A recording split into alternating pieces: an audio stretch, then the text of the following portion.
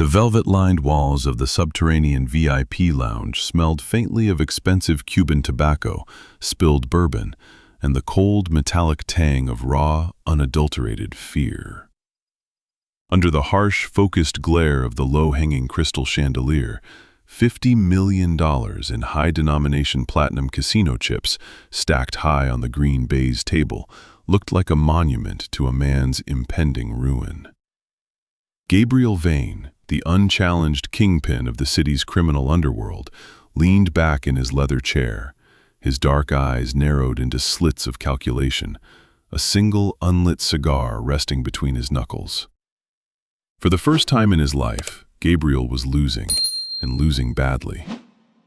Across from him sat Hector Vargas, a rival cartel leader whose smug, greasy smile seemed etched permanently onto his face. Hector was playing a flawless hand, pulling off impossible bluffs, and systematically draining the Vane Syndicate's liquid reserves. To everyone in the room, it was a masterclass in high-stakes poker. To Sadie, it was a grotesque theater of lies. Sadie stood at the head of the table, her hands steady as she gripped the sleek edge of the card shoe. At 24, she was a 240-pound woman crammed into an unflattering, standard-issue dealer's vest that pinched painfully at her generous waist and strained across her ample chest. The uniform was designed for women half her size, a cheap nylon prison that made her feel bulky and conspicuous. Yet to the high rollers who frequented this underground sanctuary, she was completely, utterly invisible. To them, she was just a piece of the casino furniture, a heavy-set girl shifting plastic rectangles across felt. They didn't look at her face. They didn't see the way her sharp, hazel eyes tracked every single movement in the room with the precision of a high-speed camera. They didn't know that inside her mind, a hyper-advanced supercomputer was constantly running, calculating probabilities, mapping facial geometry, and cataloging human behavior down to the millisecond. Sadie didn't just deal cards, she read souls. She was a human polygraph, a prodigy of micro-expression analysis who could dissect a lie before it even fully formed on a person's lips. And right now, her internal alarm bells were screaming. Hector Vargas claimed he had a natural instinct for the game, but Sadie's eyes were locked onto the microscopic twitch at the base of his left jawline. An involuntary masseter muscle spasm that occurred exactly 1.2 seconds before he raised the stakes. It wasn't a bluffing tell, it was a physical reaction to receiving external data. Sadie's gaze shifted seamlessly to Hector's hands, tracing the heavy, ornate platinum ring on his pinky finger. The diamond cluster on the ring was slightly raised, acting as a microscopic convex mirror angled precisely to catch the reflection of the cards as she dealt them from the shoe. More than that, the tiny rhythmic pulse of light refracting off the stone wasn't accidental. A hidden camera in the chandelier overhead was feeding data to a device inside the ring, vibrating against Hector's skin to signal the exact value of Gabriel's hand. The air in the room grew suffocatingly thick.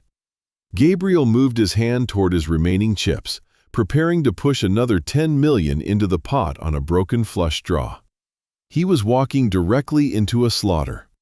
The tension was a living thing, choking the air, the heavy ticking of the grandfather clock in the corner sounding like a countdown to an execution.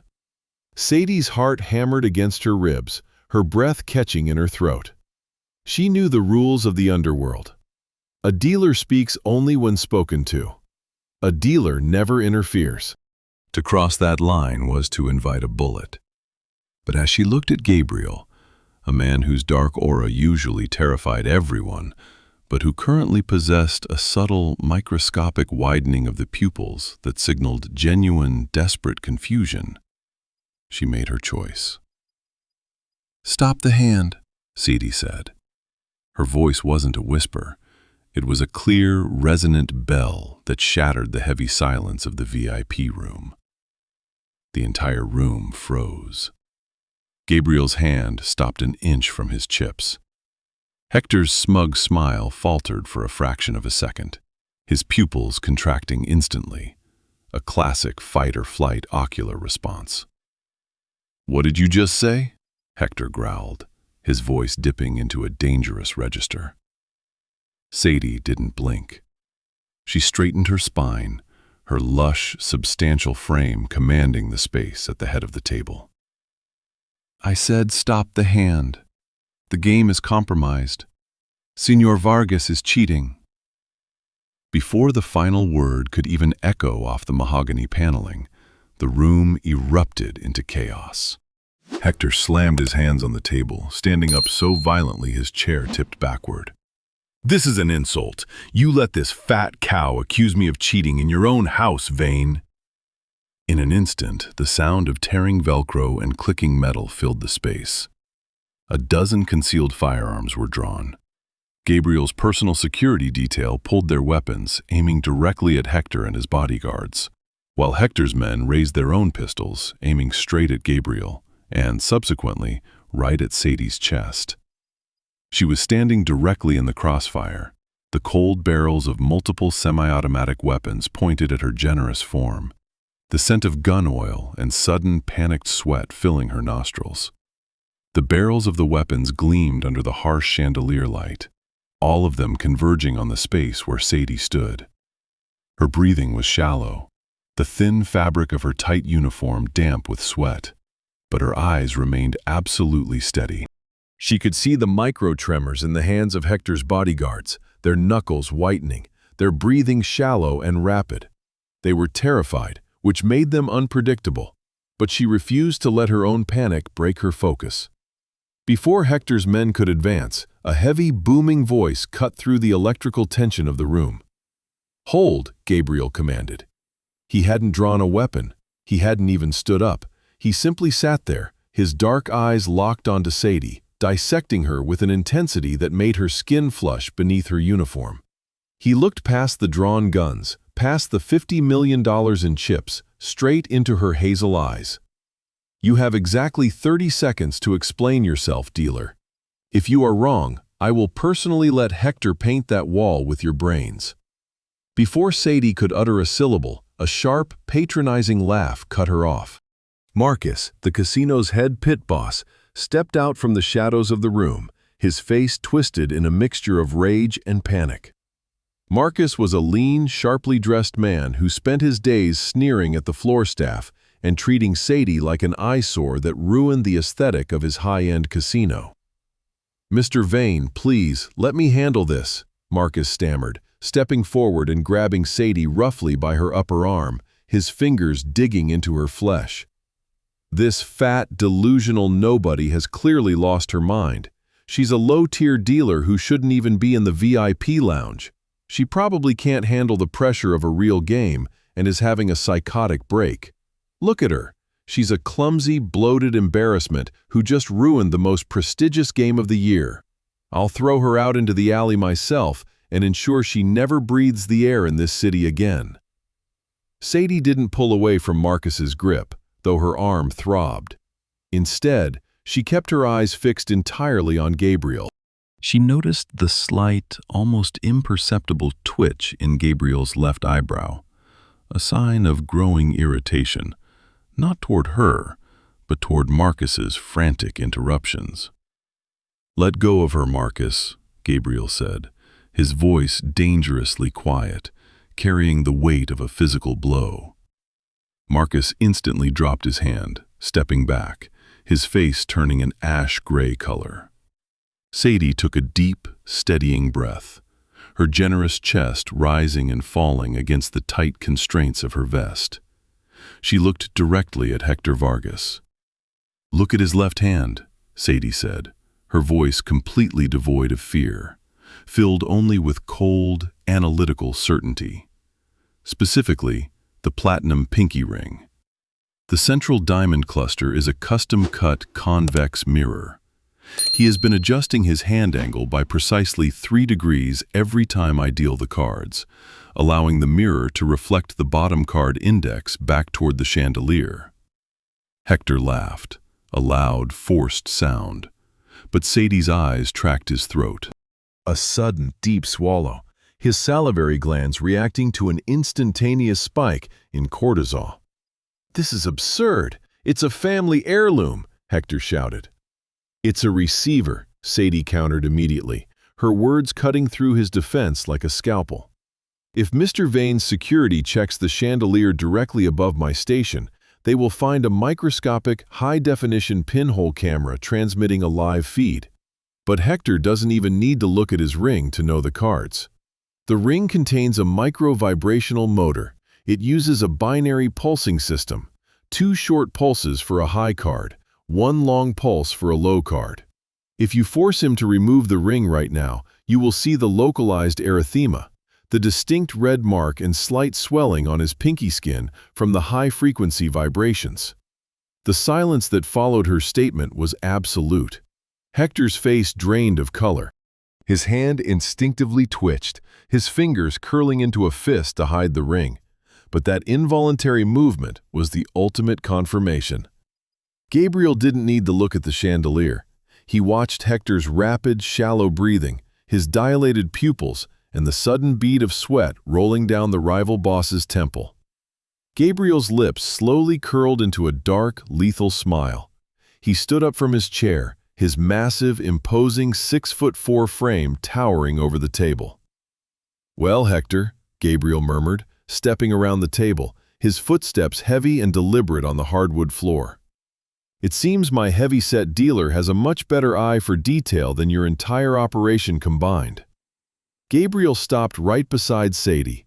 For the first time, she felt the sheer, overwhelming physical presence of the city's most feared man. He was close enough that she could smell his expensive cedarwood cologne and the faint scent of leather. He didn't look at her with the disgust Marcus always showed, nor did he look through her as if she were invisible. His dark eyes swept over her lush, substantial curves, lingering on the full swell of her hips and the generous heft of her bosom, before returning to her face with a look of profound, intense fascination. "You have a remarkable mind, sweetheart," Gabriel murmured, his voice a low, gravelly purr meant for her ears alone. "And an incredibly beautiful frame to house it." Gabriel turned his attention back to Hector, the warmth in his eyes instantly hardening into sub-zero ice. "Take off the ring, Vargas. Let's see if my girl is as accurate about your skin as she is about your soul." Hector knew he was trapped. His eyes darted frantically around the room, his chest heaving. "This is a setup. You taking the word of a bloated card shuffler over a contract partner?" "That card shuffler just saved me $50 million, Gabriel said, his voice dropping into a register that promised absolute violence. He gestured to his head of security. "Strip him. Check the ring. Check the chandelier." Within 2 minutes, the room was silent, save for the sound of Hector's protests. The ring was wrenched from his finger, revealing the exact, localized, red, vibrating mark Sadie had predicted. A security guard, perched on a ladder, held up a microscopic wireless lens extracted from the crystal chandelier. Gabriel didn't even look at the evidence. His eyes were glued back onto Sadie. He stepped closer, his massive body casting a protective shadow over her.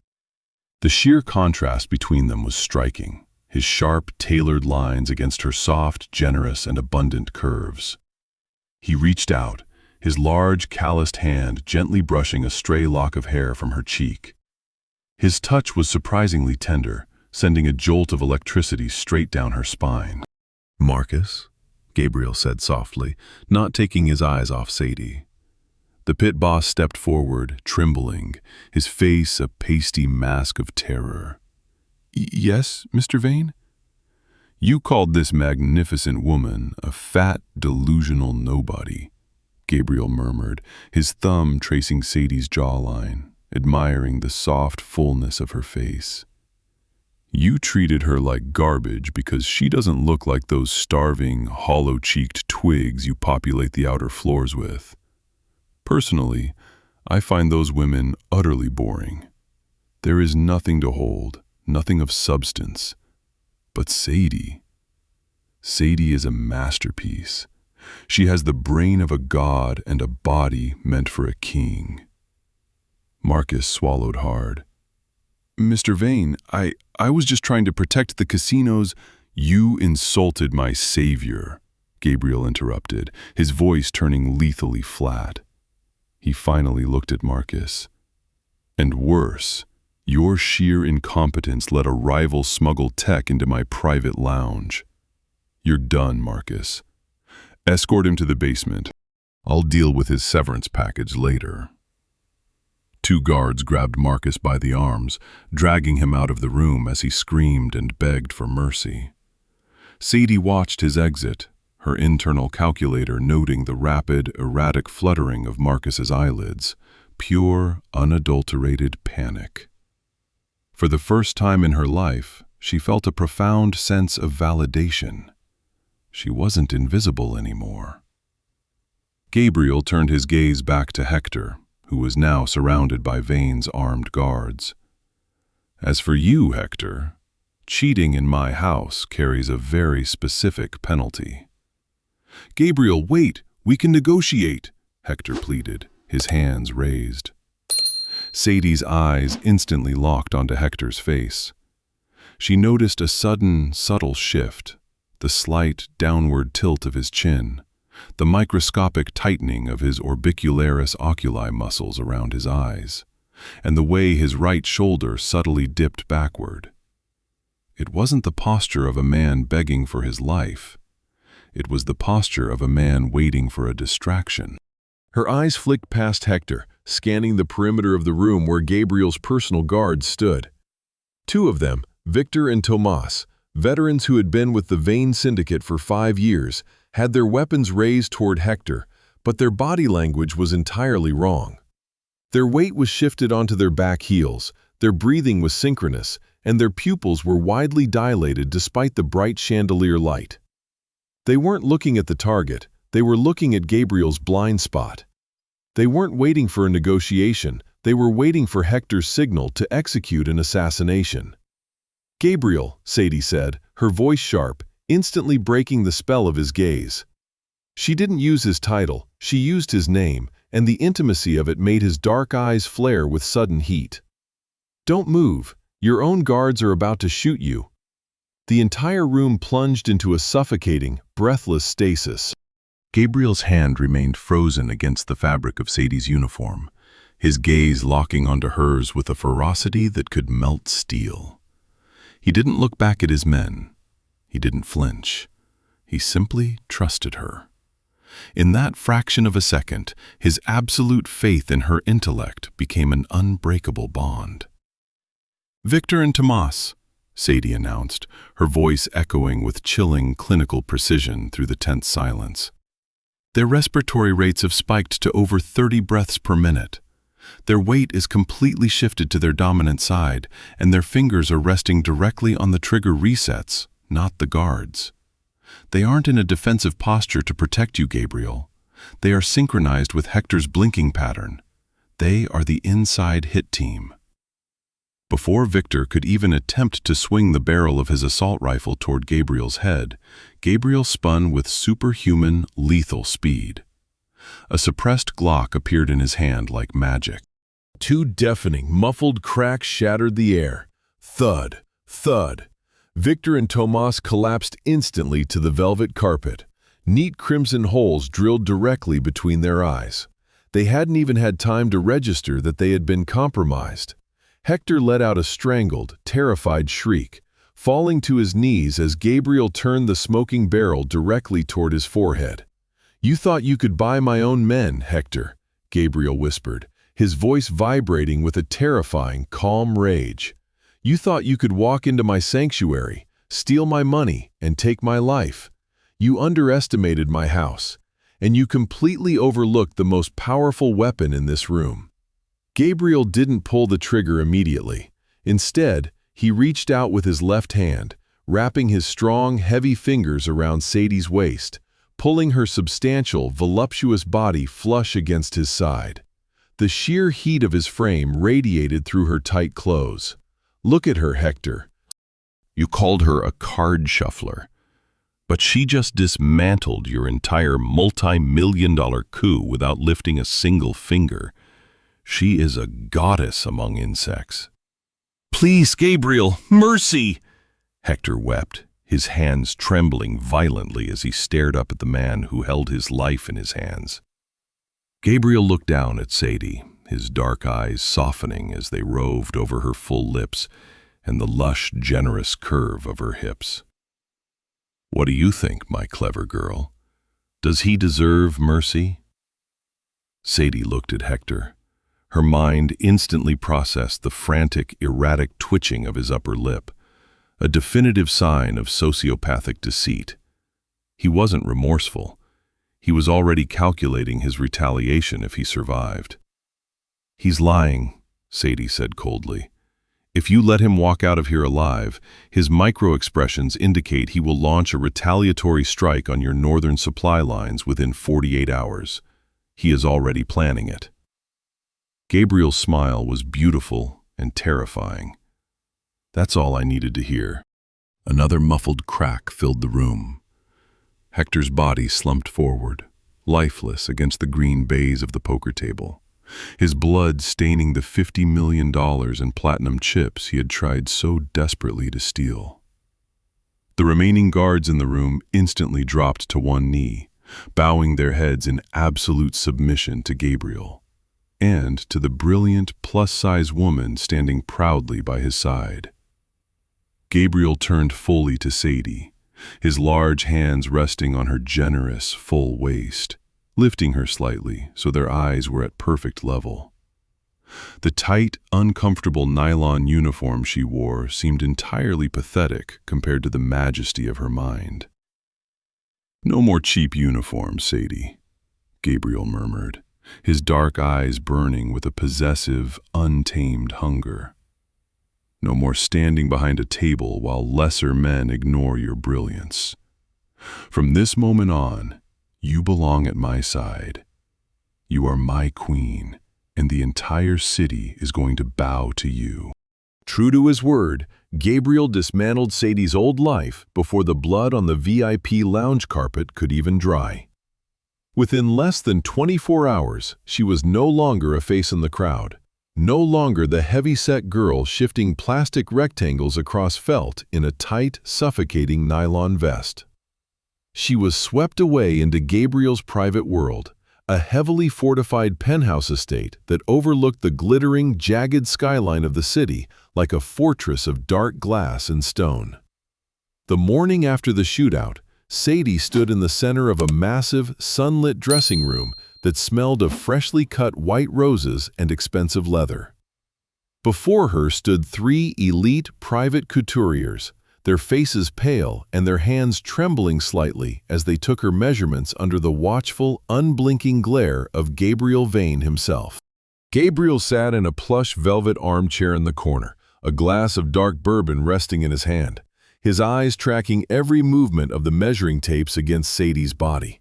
The lead designer, a slender, snobbish man who usually worked exclusively with runway models, hesitated as he wrapped the tape around Sadie's hips. He cleared his throat nervously, his eyes darting toward Gabriel. "Mr. Vane, the standard sample sizes for our autumn collection are—" "I don't give a damn about your standard sizes," Gabriel interrupted, his voice a low, gravelly rumble that made the designer instantly freeze. Gabriel stood up, his towering, muscular frame casting a long shadow across the room as he walked over to Sadie. He stopped right behind her, his large, warm hands coming down to rest on the generous, abundant curve of her hips. He pressed his chest against her back, his lips brushing the sensitive skin of her neck. "Look at her," Gabriel commanded, his dark eyes locked onto the designer's through the massive vanity mirror. "She is a real woman.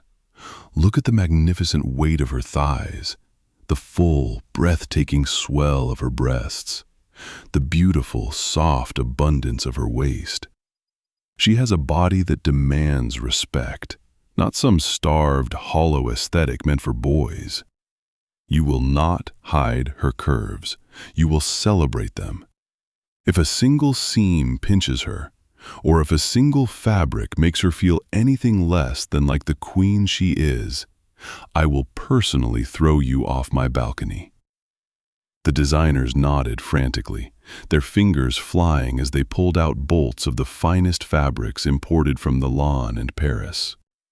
For the next 2 hours, Sadie was wrapped in luxury she had only ever seen in movies. They draped her substantial frame in heavy midnight blue silks that clung to her waist before cascading down her legs like liquid starlight. They tailored structured blazers out of thick, plush emerald velvet that accentuated the dramatic, alluring hourglass of her figure, framing her generous bust with absolute elegance. For the first time in her life, Sadie didn't feel bulky or out of place. As she stared at her reflection in a custom-made, floor-length gown of deep crimson silk, the fabric catching every curve of her lush thighs and full hips, she felt an overwhelming wave of power. Gabriel stepped up behind her, his strong arms wrapping around her waist, his chin resting on her shoulder as he admired the view. "Beautiful," Gabriel whispered, his thumbs tracing the soft fullness of her stomach through the expensive silk. "Lethal and beautiful." Tonight, the rest of the syndicates are meeting at the neutral grounds of the Grand Theater to discuss Hector's sudden disappearance. The rival families think I am weak because I lost 50 million in a night. They think they can carve up my territory. Sadie turned slightly in his embrace, her hazel eyes locking onto his. Her internal mind instantly began calculating the variables of the upcoming meeting, the personalities of the other bosses, the geographical layout of the theater, the psychological pressure points of their enemies. "They think you're vulnerable, Gabriel. They will try to corner you with numbers." Gabriel smiled, a dark, dangerous curve of his lips that showed his teeth. "Let them try. They don't know that I am bringing the cleverest mind in the underworld with me. You won't be dealing cards tonight, Sadie. You will be reading their fates." The Grand Theater was an architectural marvel of gold leaf, heavy velvet drapes, and towering private boxes.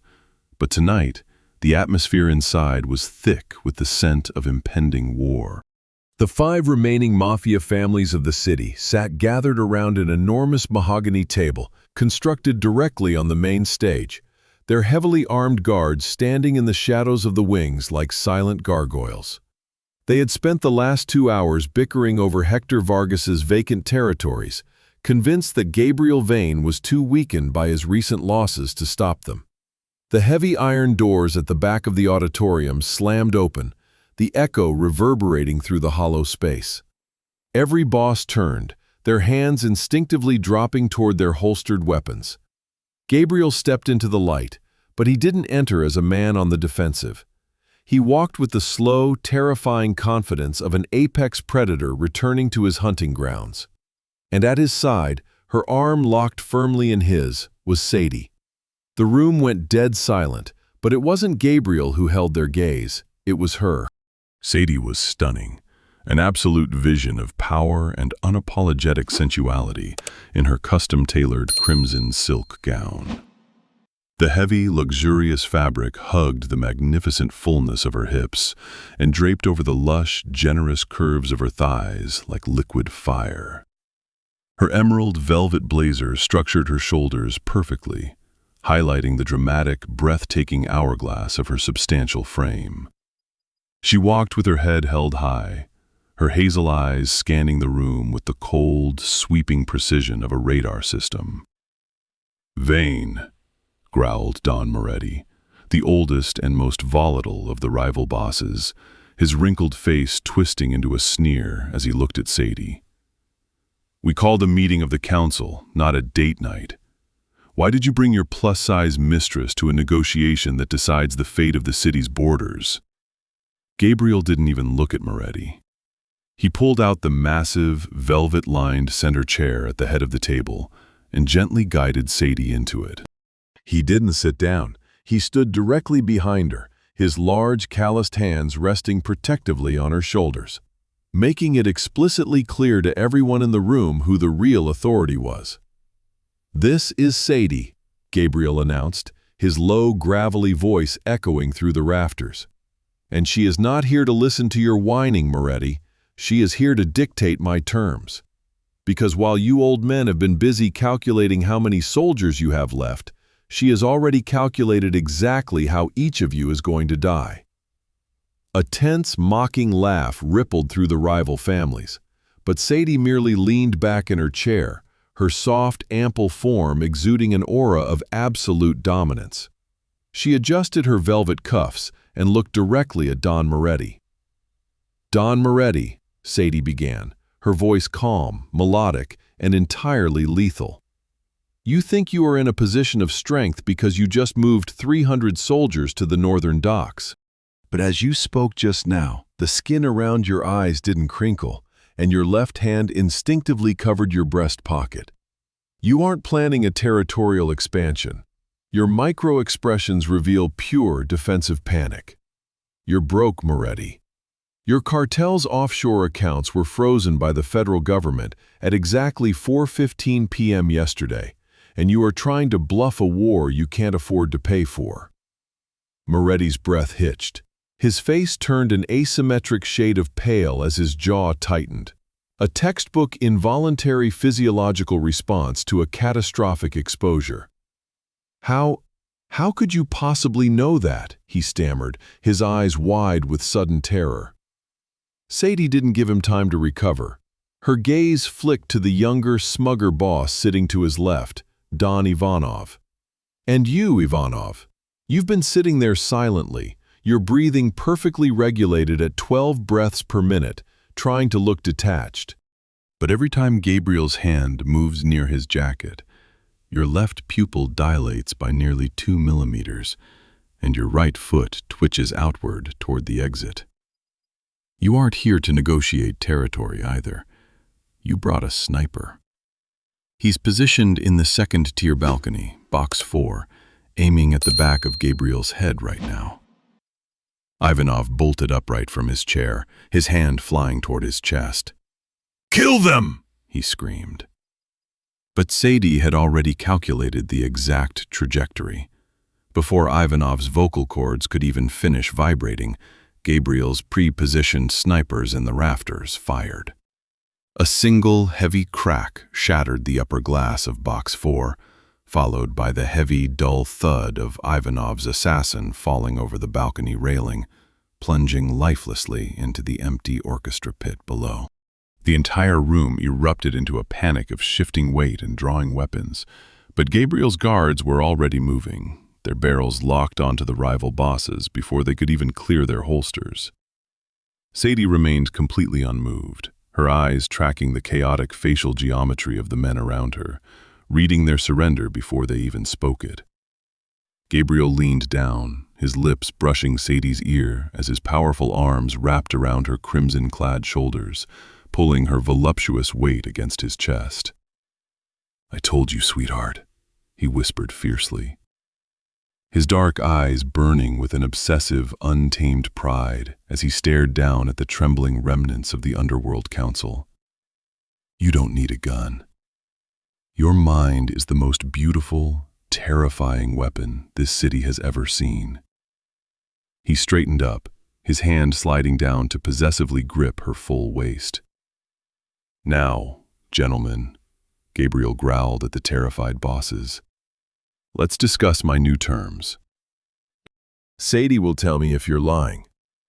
Gabriel pulled Sadie up from her chair, his strong arms winding around her waist to pull her lush, magnificent body completely flush against his. The heat between them was volcanic. He looked down into her hazel eyes, his dark gaze radiating a deep, unyielding obsession that celebrated every single inch of her abundant curves. "You are my absolute queen, Sadie," Gabriel murmured, his voice thick with raw passion. "The cleverest, most beautiful woman in the world." He leaned down and captured her lips in a deep, bruising, possessive kiss that cemented her status as the untouchable ruler of the city's criminal empire. What would you have done in Sadie's place? Drop a comment below, hit that like button, and subscribe to the channel for more thrilling Mafia romance stories.